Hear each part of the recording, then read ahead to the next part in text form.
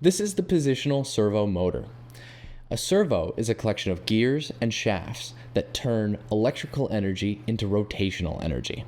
There are many different types of servos out there, but the continuous and positional servos that you find in this kit are much like any other continuous and positional servos that you'll find in electronics kits. The positional servo motor is really good when you need something to move a specific amount or back and forth, like a solar panel searching for the sun or opening and closing a gate. The positional servo has a transparent black case and a sticker on it with these symbols, a gear icon and the positional servo icon, which kind of looks like an angle of measurement. When you see the gear icon, that means it's only referring to servos. So when you look at the bottom of the breakout board, you see these 3 ports have the gear icon, which means they only work with servos. So remember to match your symbols, gear to gear, sensor to sensor. First, we'll plug the USB cable into the computer and then into the microbit. Then we'll plug the microbit into the breakout board and turn the breakout board on. Then we'll take a positional servo and plug that into the breakout board. Remember to make note of which port you plugged your positional servo into. If you don't see the simulator pop up right away, click download to download some blank code. Once that's finished, you should see the simulator pop up. The servo simulator is slightly different from the sensor simulators. These will always pop up when the breakout board turns on, and it will always show options for 3 servo ports and 1 pump port. If you take another look at the breakout board, you'll see that beside each of the gear icons is the letters L, M, R.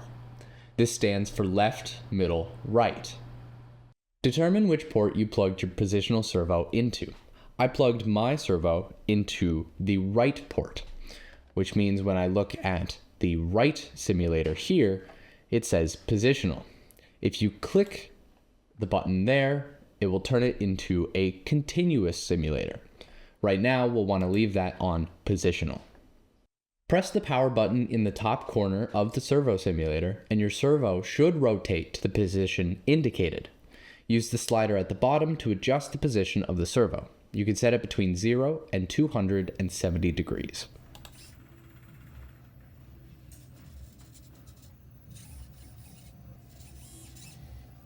With the forward EDU extension in MakeCode added, the positional servo has a number of blocks associated with it. You can find them under Motors and scrolling to Servo 270 degrees positional. The blocks in Servo 270 degrees positional and servo both correspond to the positional servo. Anytime one of these blocks lists left servo in a drop-down box, that means it can be set to any of the servo ports. Left servo, middle servo, and right servo. Under Servo 270 degrees positional, the rounded block position 0 o'clock sets the positional servo to a position corresponding to the hour hand on an analog clock.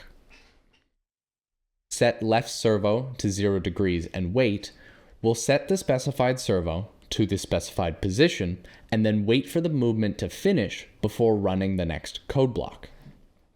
Set left servo to 0 degrees will set the specified servo to the specified position and then immediately move on to the next code block.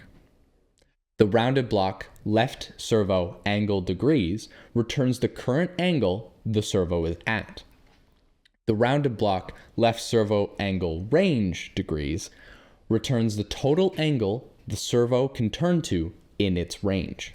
Under servo both, we have set left servo off. When this code block is run, the servo motor listed in the drop-down menu will either turn off or on. The pointed block left servo state checks the state of the servo motor and will return a true or false statement if it is enabled, on, or disabled, off.